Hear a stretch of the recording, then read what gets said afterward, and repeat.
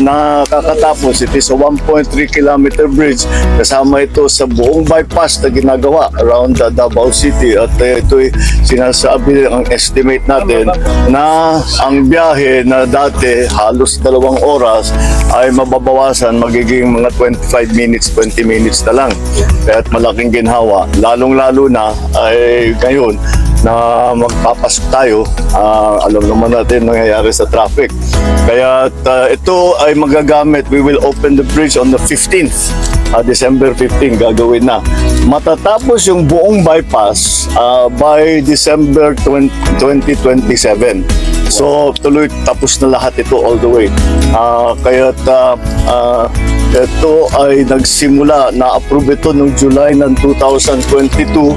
Nagsimula ito ng 2023, early 2023. I'm sorry, late 2023 kasi mga approval. At ngayon ay tapos na. Kaya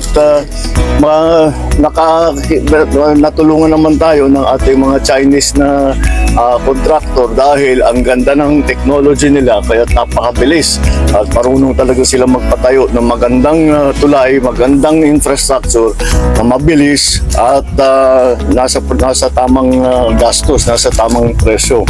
So this is one of the 4 major projects that our legacy projects that we will be finishing in Davao and its environs. So nakatapos na tayo, yung marami na tayong nabuksan na section dito, and this will be now another major part of this bypass road. So I'm congratulating the DPWH for their good attention to this matter, and lahat ng nagtrabaho rito, congratulations, at we're looking forward to December 15 kung kailan meron ng dadaan at